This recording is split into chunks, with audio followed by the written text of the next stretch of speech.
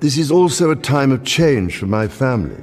The luncheon had barely begun when a single chair turned an ordinary royal gathering into a personal confrontation. William saw where Camilla had chosen to sit, heard the explanation attached to Diana's place at the table, and suddenly pushed back his chair. Moments later, he walked out. Camilla remained behind, surrounded by untouched place settings and stunned faces, as one question hung over the room. Had she crossed a line no palace protocol could protect her from?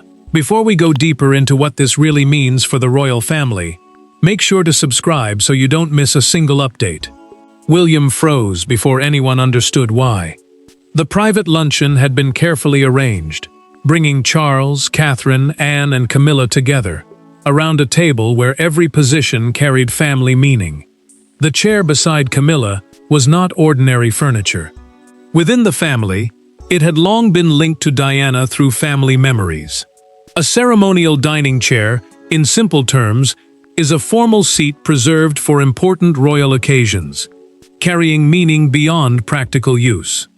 Camilla did not hesitate as the subject was raised.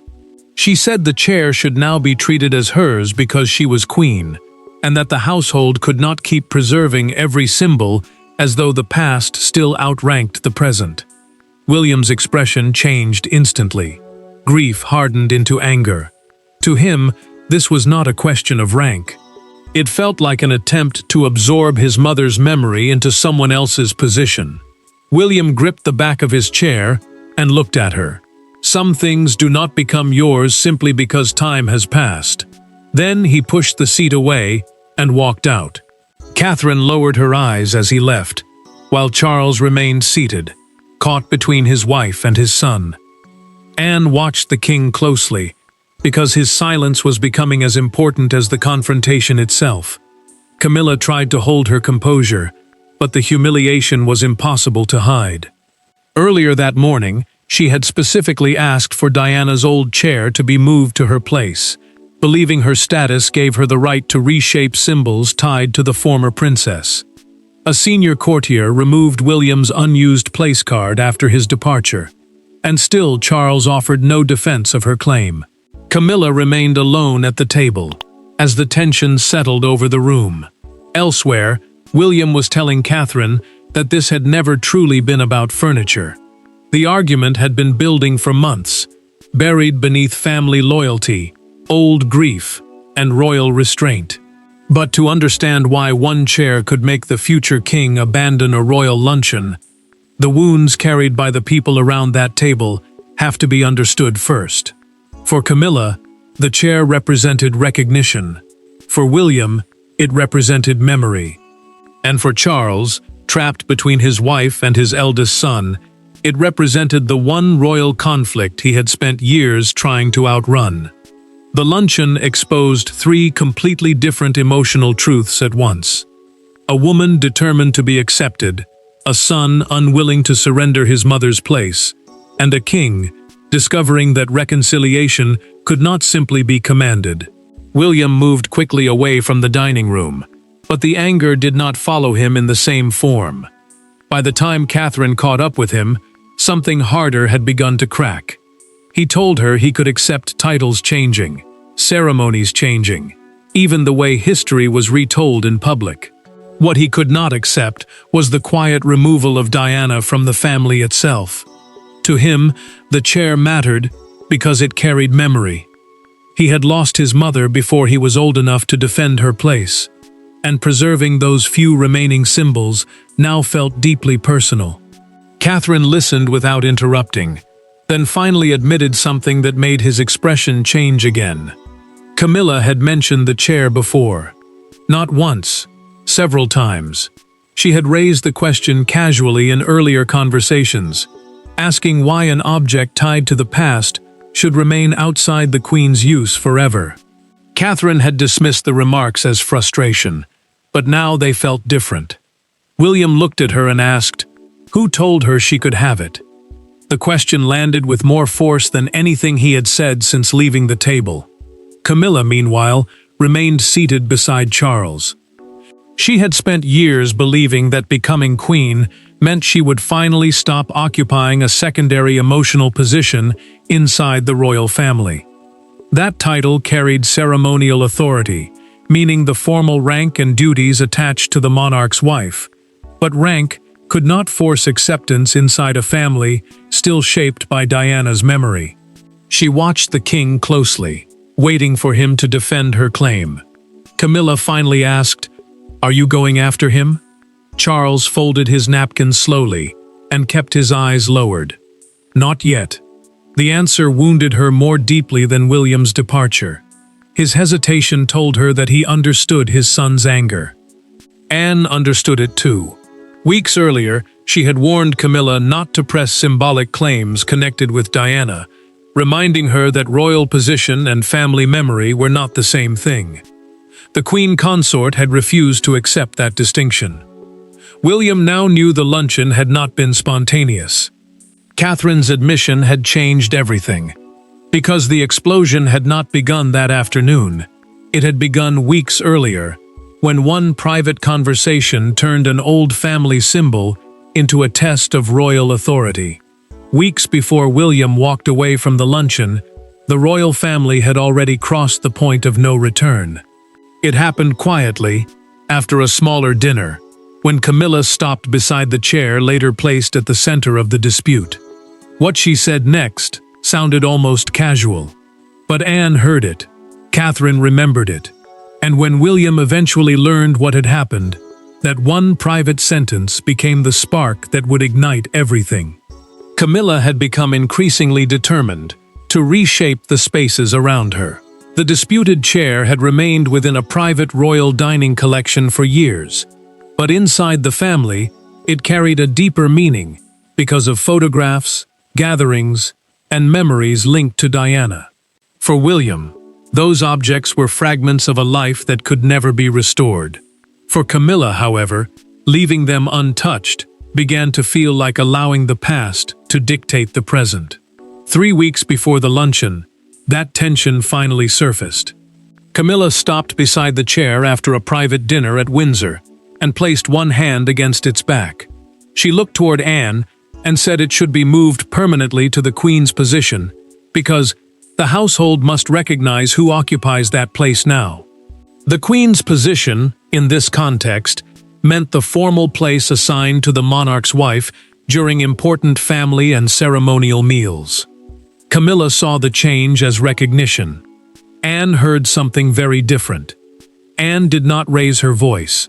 She simply watched her sister-in-law and said, "That seat carries a memory, not a vacancy." The words landed hard. Camilla pulled her hand away but refused to withdraw the idea. She answered that she was tired of being expected to rule around a ghost, tired of holding a title while certain parts of the household remained emotionally closed to her. Catherine learned about the exchange later and immediately understood the danger. She knew William would never hear the request as a simple furniture change. To him, it would sound like someone was deliberately taking a symbol connected to his mother and redefining it under another woman's authority.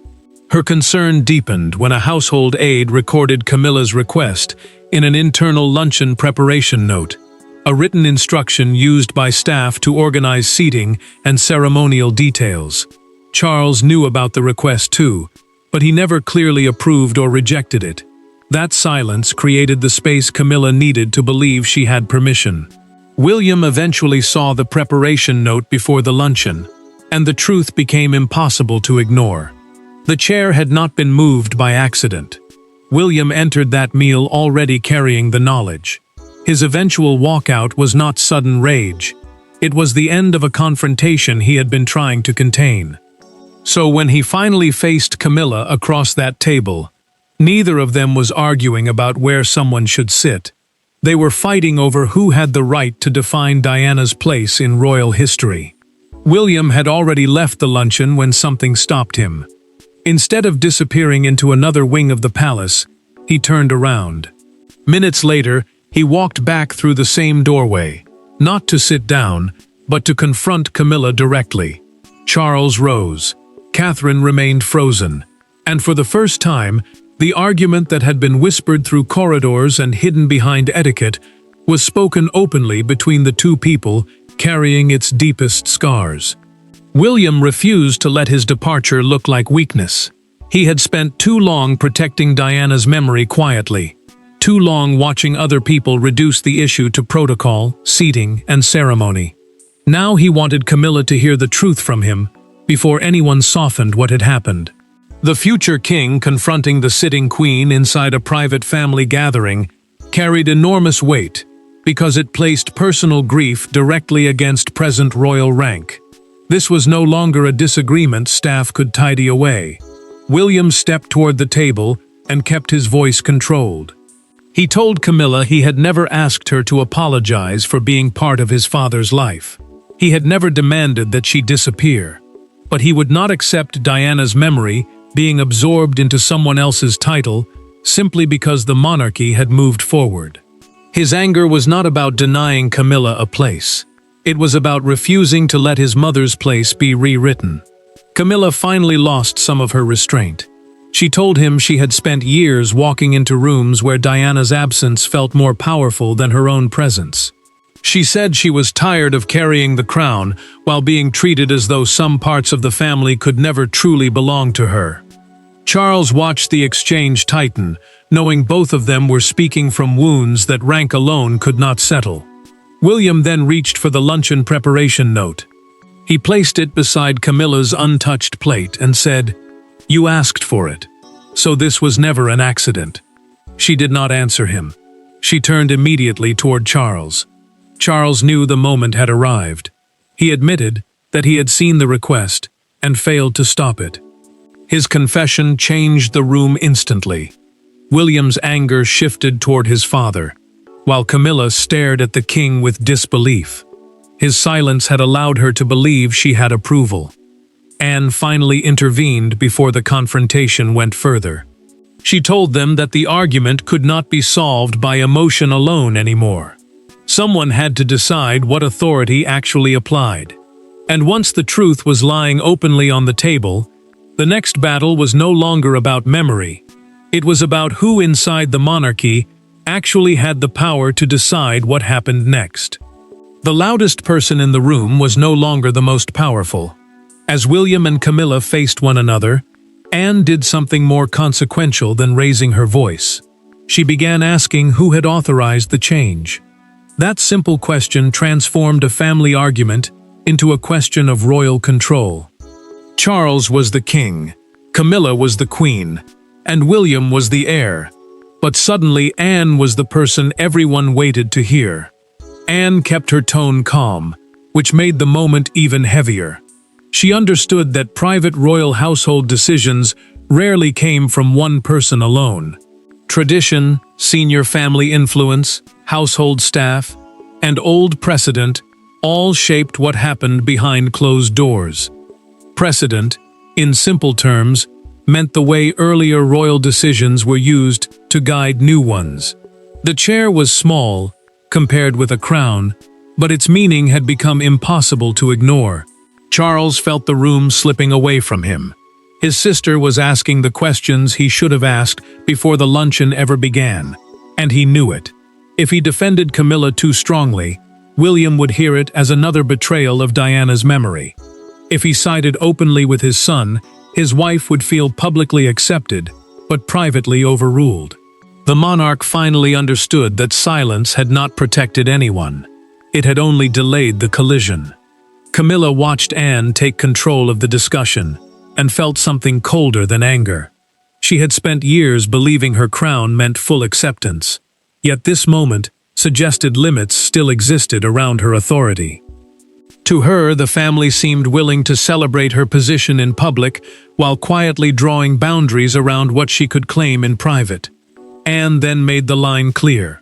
No personal object associated with Diana would be moved, reassigned, or given a new symbolic meaning without the direct agreement of both Charles and William. Her instruction was not about humiliating Camilla. It was about stopping private memory from becoming another battlefield inside the family. Charles began to speak, then stopped. He looked toward Anne, as if searching for another path. "The chair goes back," she said. Silence followed. Charles gave one reluctant nod. Camilla understood exactly what it meant. The king had not challenged the decision. William said nothing, but his anger eased just enough for the room to change. Anne had turned emotion into a boundary, and that boundary now carried real weight. The consequence was immediate. The chair could not remain at Camilla's place. Someone would have to remove it, and she would have to watch the decision become real. That nod ended the argument over the chair. But it also created a new reality Camilla had never expected to face inside her own household. The confrontation ended without shouting, but the aftermath was more painful than the argument itself. Before the luncheon room had even been fully cleared, 2 members of staff returned for the chair. Camilla was still there. She watched them lift it from the place she had claimed and carry it away under Anne's instruction and Charles's silence. In that small physical act, the Queen realized the family had drawn a boundary around Diana that even her title could not cross. Camilla did not move at first. The household acted quickly because Anne's instruction had already been accepted, and Charles had given no sign that he intended to reverse it. The chair was being restored to its former place, but the decision reached far beyond furniture.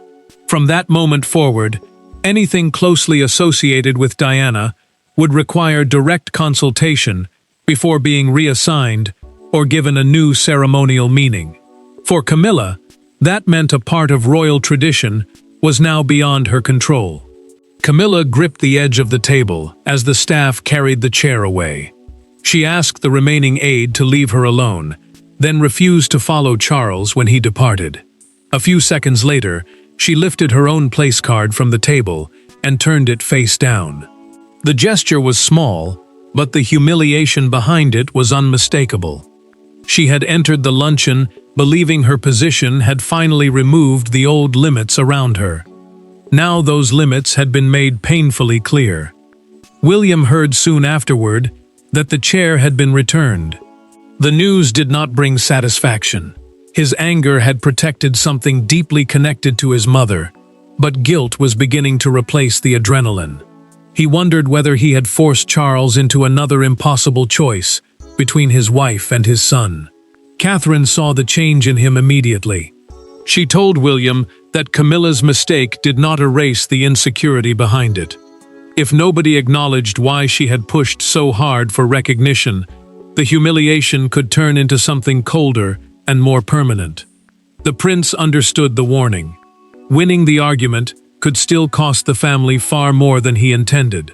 Charles went to Camilla privately later that evening. He admitted that he should have stopped the request before the luncheon ever began. She looked at him and answered that his silence had made her believe she finally belonged without qualification. The king had no easy response. William made his own decision the next morning. He asked to speak with his father alone, without aides, family members, or palace formality between them. But the real turning point would not come from the chair being removed. It would come when William and Charles finally spoke without Camilla, courtiers, titles, or royal protocol between them. The morning after the luncheon, William entered his father's private room alone. No aides followed. No household secretary waited outside with papers. There was no Camilla, no Anne, and no Catherine to soften the exchange. For once, Charles and his eldest son were not king and heir. They were simply 2 men connected by Diana, separated by years of pain, and forced to decide whether yesterday's confrontation would become another permanent family wound. William spoke first, and the anger from the luncheon had changed. He told Charles that his objection had never really been about Camilla's title. It came from something deeper, the fear that as the monarchy moved forward, Diana's place inside the family would slowly become smaller until only the public remembered what she had meant. Memorial objects, simply put, were personal items preserved because of the emotional history attached to them. For him, the chair had become one of those objects. Charles listened longer than William expected.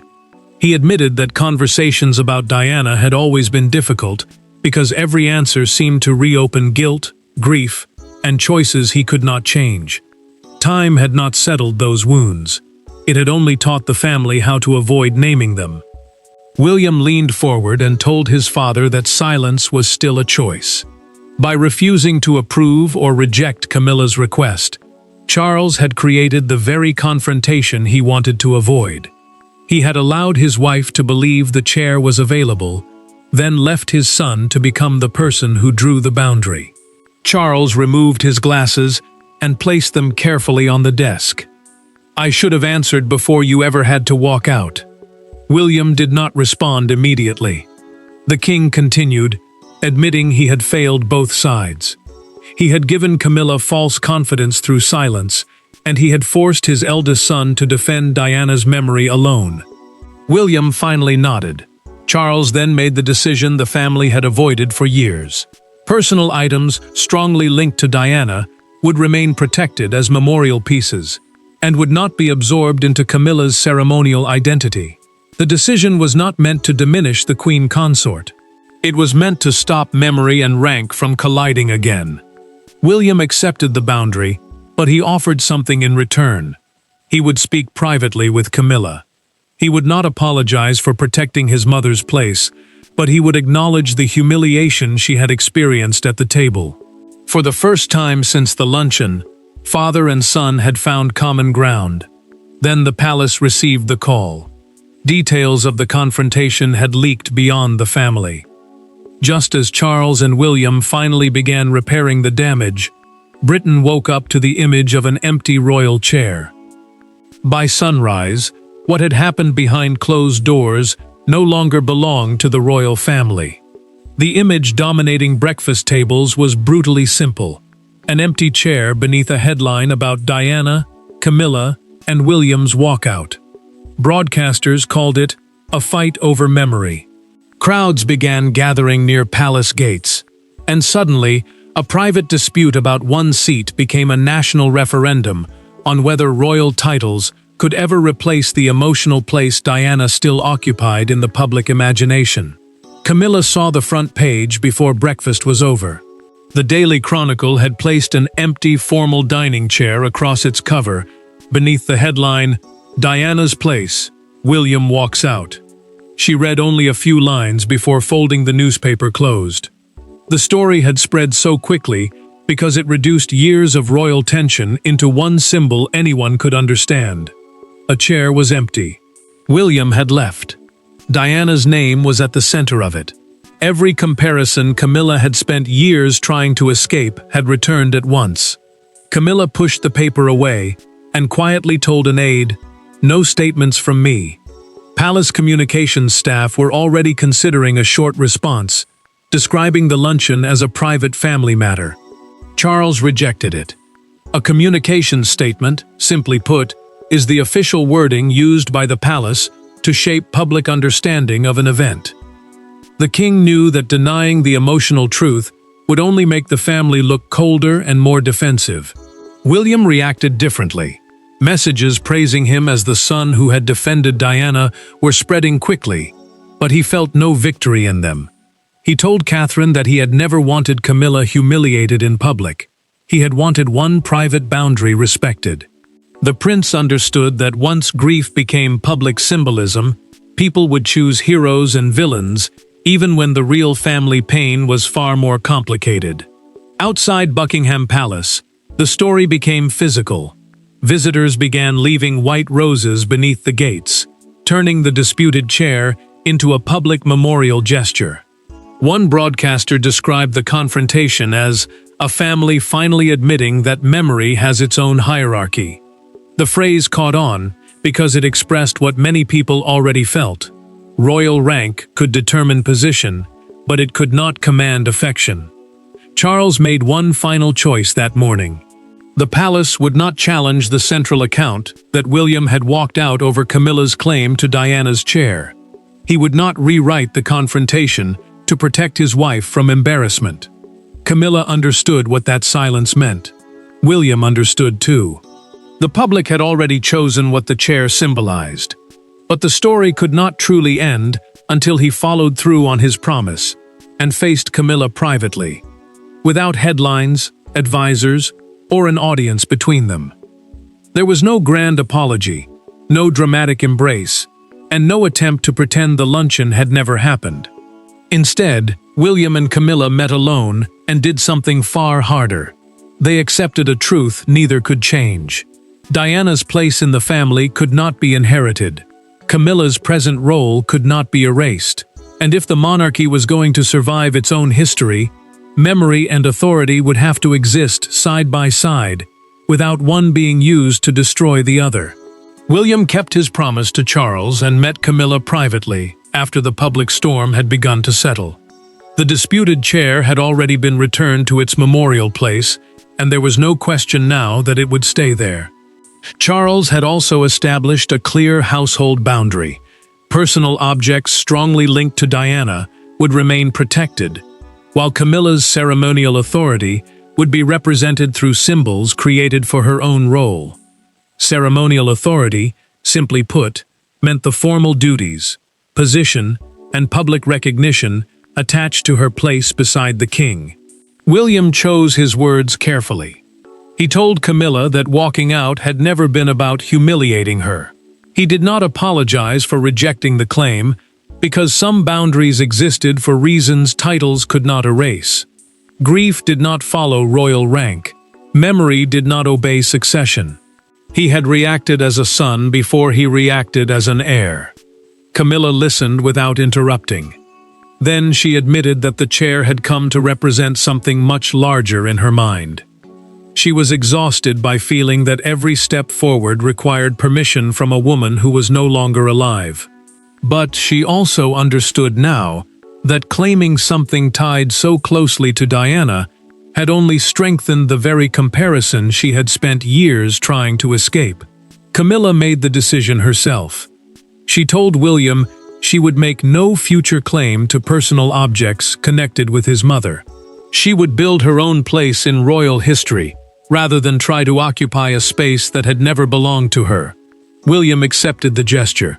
He also made one boundary of his own clear. Diana's memory should never become a weapon used to deny Camilla basic dignity. Their relationship did not suddenly become warm, but it became more honest. That mattered. Camilla stood to leave, paused, and said, "It should stay hers." William answered simply, "Thank you." That was the end of the argument. The luncheon would not be remembered inside the family as the day Camilla lost a chair. It would be remembered as the moment the monarchy finally accepted that succession can transfer crowns, rank, and authority, but it cannot transfer emotional ownership of the dead. Charles left the chair where it belonged. Camilla accepted her own symbolic identity. William stopped fighting the past, as though someone could still take it from him. And that was the real meaning of the empty luncheon chair.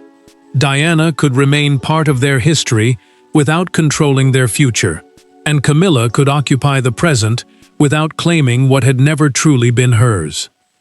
Thanks for watching. Please don't forget to like and subscribe, and we will see you in next one.